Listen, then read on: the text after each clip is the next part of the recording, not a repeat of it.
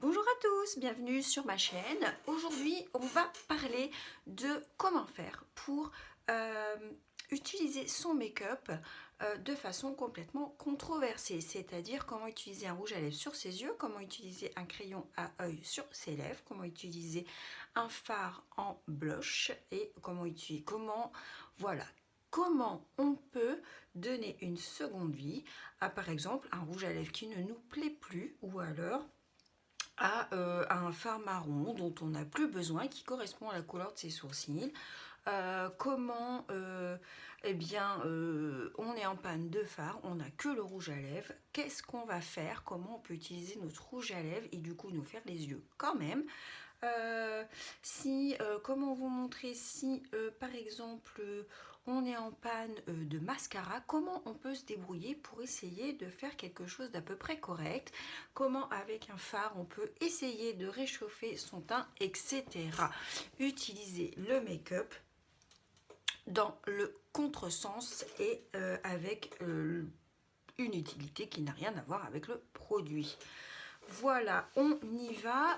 Mon teint est fait, c'est-à-dire qu'il est unifié avec du fond de teint, il a été poudré et c'est tout ce qu'on a fait.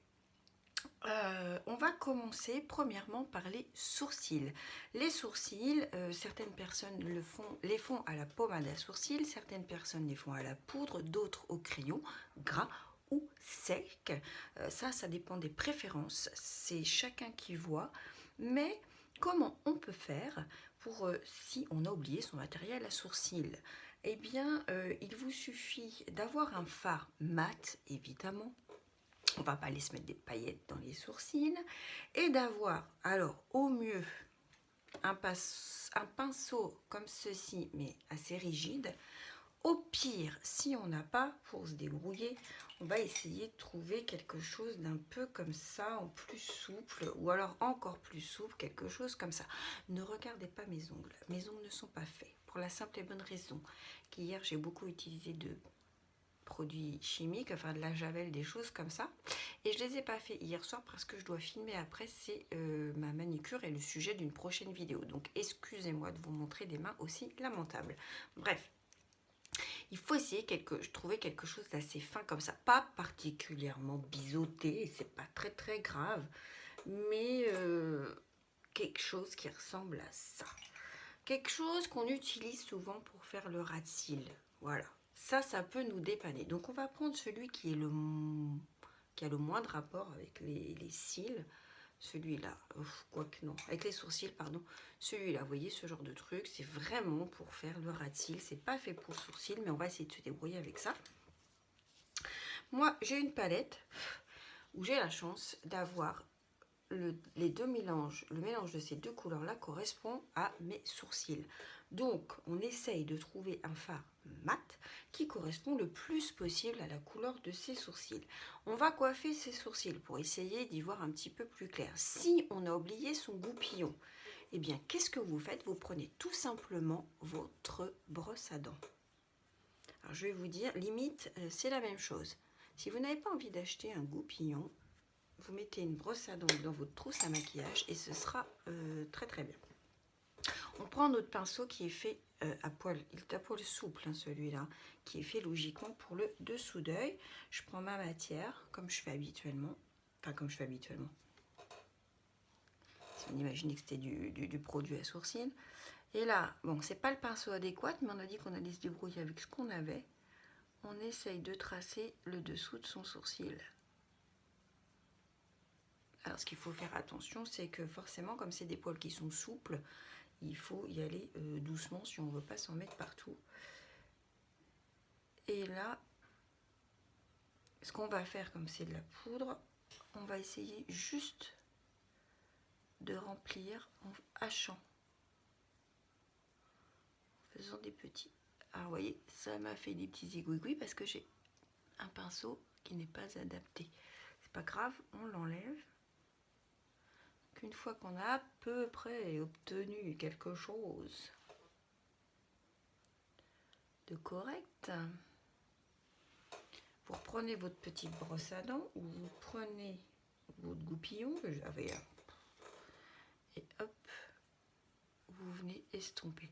Alors certes, le sourcil va pas être parfait comme d'habitude, hein. Après vous pouvez essayer de combler les trous, mais votre sourcil sera pas aussi parfait que d'habitude, hein. Parce que forcément d'habitude on le fait au crayon, donc du coup c'est plus précis, ou soit on le fait au crayon et au pinceau, et on a le pinceau qui est un petit peu plus rigide. On va faire de l'autre côté rapidement, donc je fais des hachures et j'essaye de donner une forme assez régulière sur au moins le dessous du sourcil.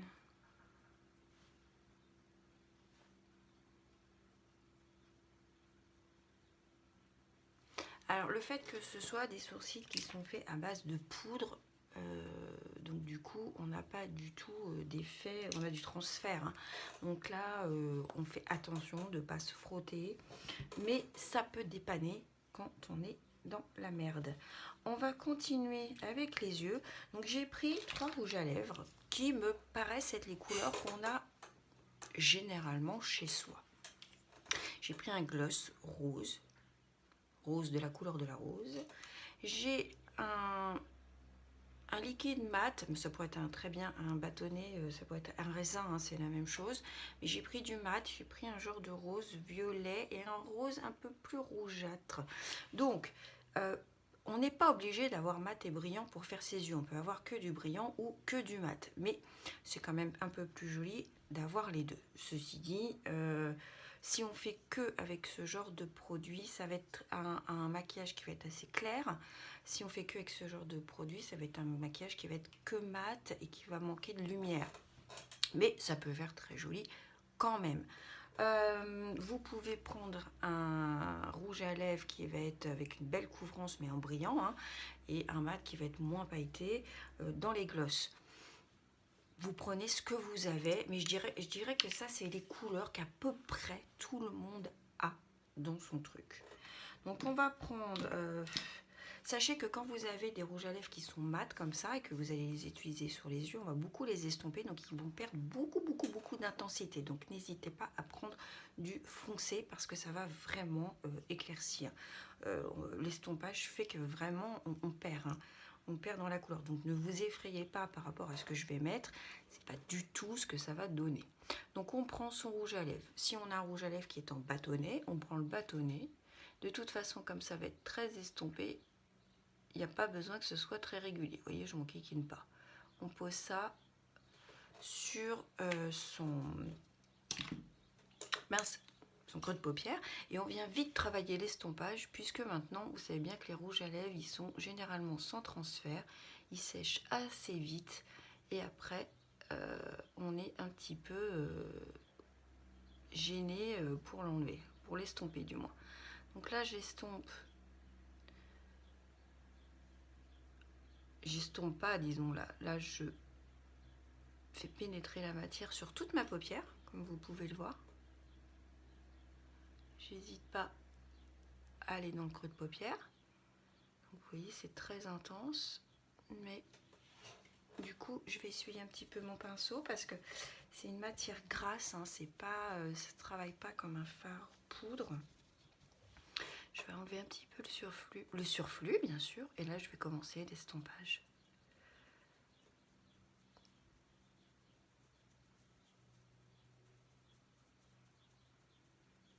J'estompe un maximum.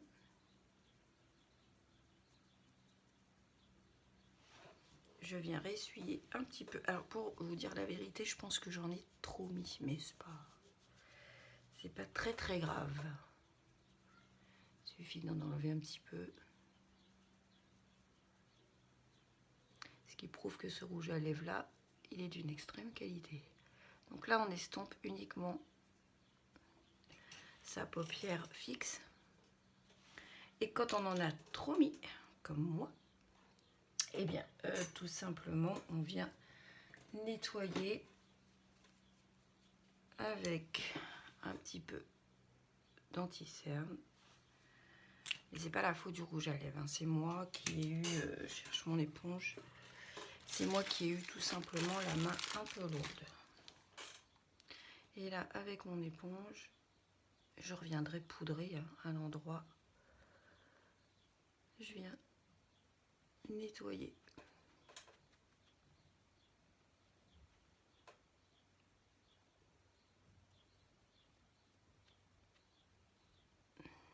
C'est de ma faute, c'est quelque chose que j'aurais pas dû faire. Alors le nettoyage, oui, ça on peut le faire, il n'y a pas de souci. Ou alors il faut mettre un scotch. Mais c'est de ma faute, j'ai mis trop de produits. Vous allez voir de l'autre côté, je vais en mettre beaucoup moins. Et ça va être beaucoup plus facile. Donc on y va. Une fois qu'on a estampé son fard, on vient faire, mais cette fois-ci on évite de faire la même bêtise, on vient faire le dessous de son œil.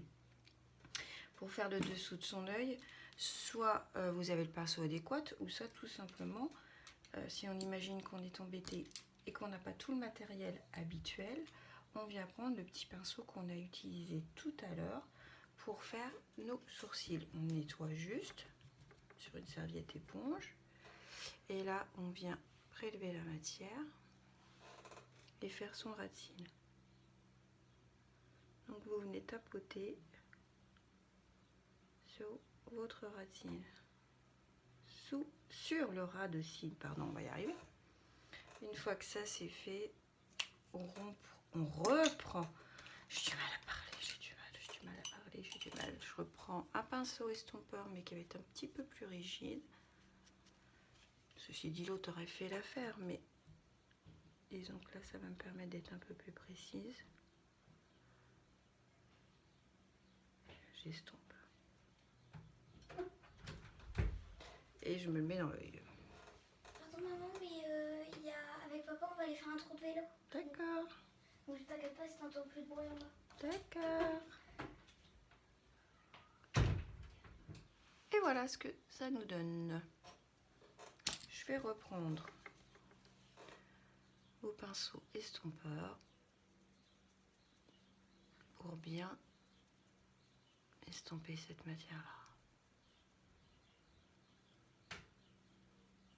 Si ça vous paraît trop foncé, moi c'est pas quelque chose qui me gêne. Déjà vous en mettez beaucoup moins que moi et vous passez tout simplement votre doigt comme ça. Prenez votre pinceau. Pour pas rajouter de la matière, vous venez pas rechercher du rouge à lèvres qui se trouve ici et qu'on n'a pas estompé bien sûr. Alors j'ai pas mis de base à paupières, hein, je pars du principe que qu'on n'a pas tout sous le coude. Ceci dit, je vous dirais que pour quand on a des rouges à lèvres mat comme ça qui sont extrêmement puissants, c'est pas très utile de mettre une base. On va venir estomper, fluffer un tout petit peu le coin externe de l'œil, histoire de donner un effet un petit peu plus fumé. Et voilà. Je dirais que là,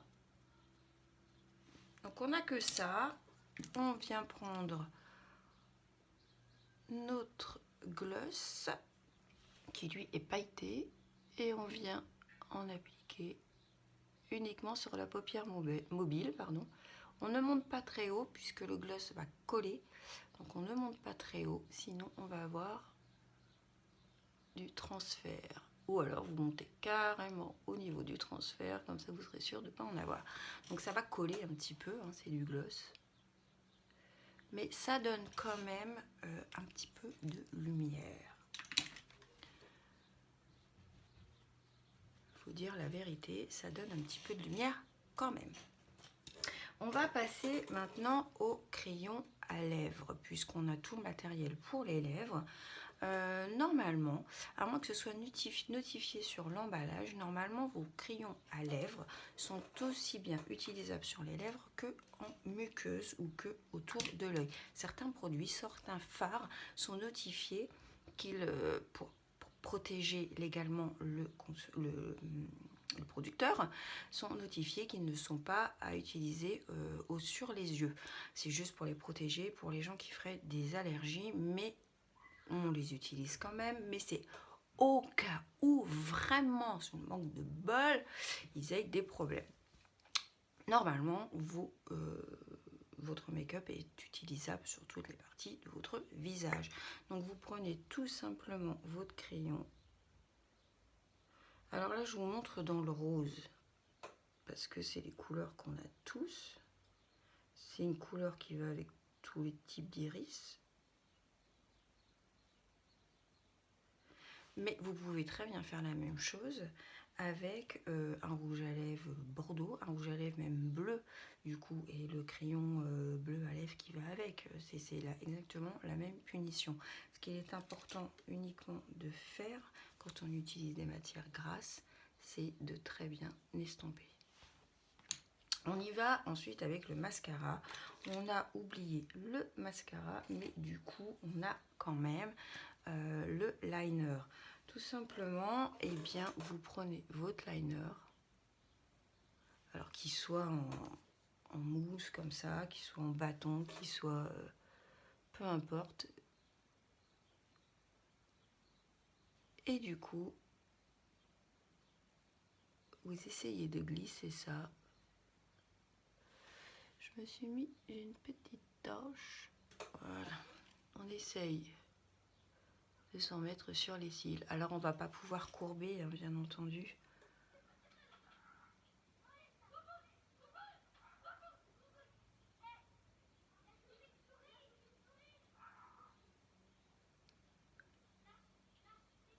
Excusez-moi si vous entendez les gamins dehors, mais c'est le confinement. Ici on a des cours, donc forcément les gamins ils sortent.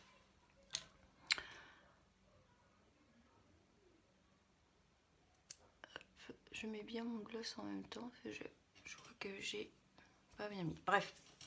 Donc du coup, on n'aurait pas de courbure, hein, ça c'est sûr, mais on va avoir quand même les cils légèrement noircis. Vous prenez ensuite votre liner et vous venez en effleurant votre ratine, mais vraiment effleurer. Essayez de colorer un petit peu votre dessous d'œil. Je ne vais pas aller tracer un grand trait d'eyeliner en bas ni en haut, tout simplement parce que mon make-up est déjà assez chargé, je trouve, en couleur. Premièrement. Deuxièmement, si je ne fais pas d'eyeliner au-dessus, je me vois mal faire un trait d'eyeliner en bas qui va être très prononcé. Je pense que mon make-up va être complètement déséquilibré. Voilà, en ce qui concerne le teint, on continue. Là, je vais prendre toujours les mêmes marrons que j'avais utilisés et je vais venir faire un réchauffement de teint. Donc là, je vais y aller par parcimonie. Je vais d'abord essayer de créer un genre de contour.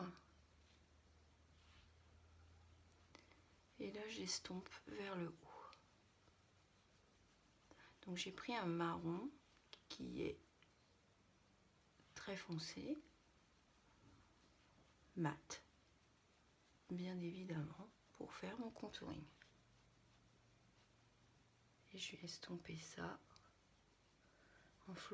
en effleurant. J'ai du mal à trouver mes mots, c'est quand même infernal.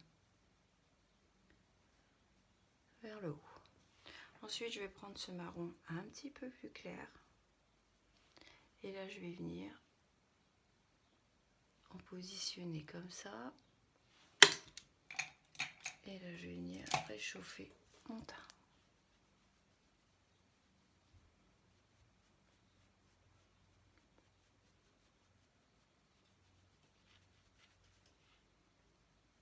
Une petite tache qui s'est créée.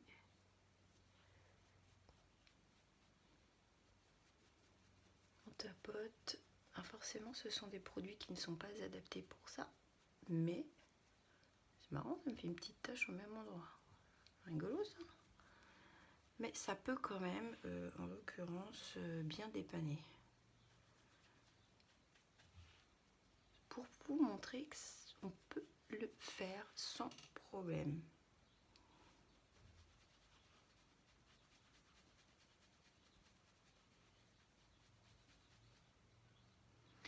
c'est plus particulier à estomper, c'est plus particulier à appliquer, mais ça le fait. Une fois qu'on a fait ça, on va finir par le blush. Du coup, de la même manière, oups, mais j'ai été disparue, j'étais reviendue. De la même manière, je vais prendre un rose. Alors, je vais prendre un petit peu d'irisé. Je vais prendre ce petit rose là. Je vais prendre mon pinceau, un pinceau à poil souple, mais pas trop grand pour pouvoir aller dans le produit, sans aller chercher les couleurs qui sont à côté.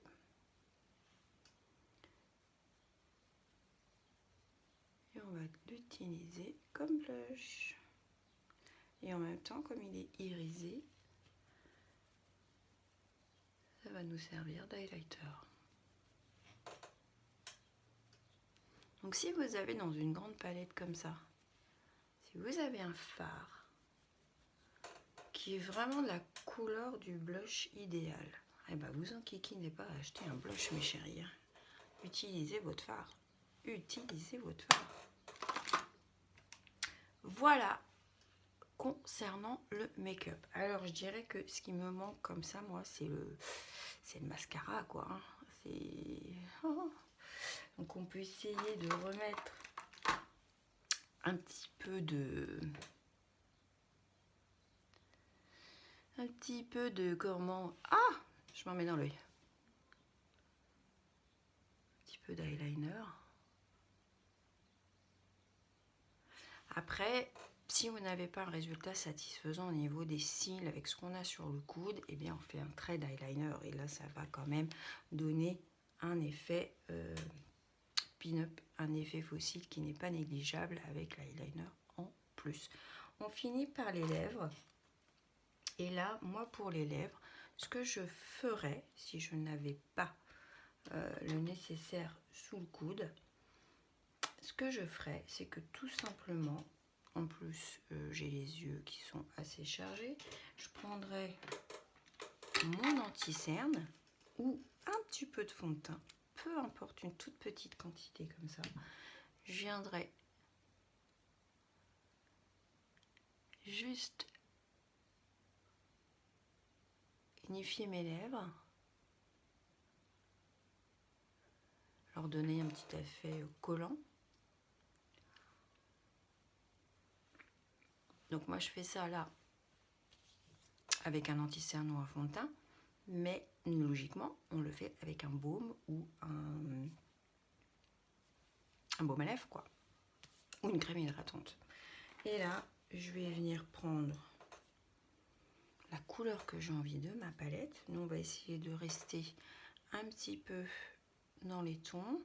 Je vais prendre un rose, c'est un lilas scintillant, et hop, je viens tout simplement, alors là mon anti-cerne il est un peu séché du fait que j'ai parlé,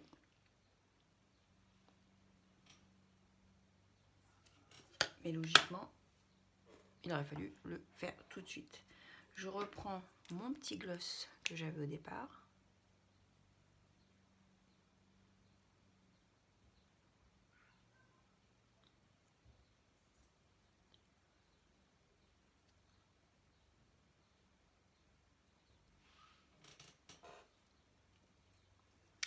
Et voilà.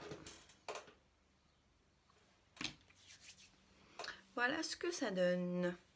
Voilà, mes chéris, ce que ça peut donner quand on inverse toutes les fonctions de notre make-up. J'espère que cette vidéo vous aura plu. Si vous avez le moindre commentaire, si vous avez la moindre suggestion de vidéo, n'hésitez pas à me le dire en dessous. Et puis, si vous avez apprécié cette vidéo, eh bien, vous cliquez sur un petit pouce. Et si vous voulez être averti des prochaines, et si vous voulez suivre mes aventures sur YouTube, n'hésitez pas à vous abonner. Je vous fais des gros bisous et je vous dis à très vite sur cette chaîne.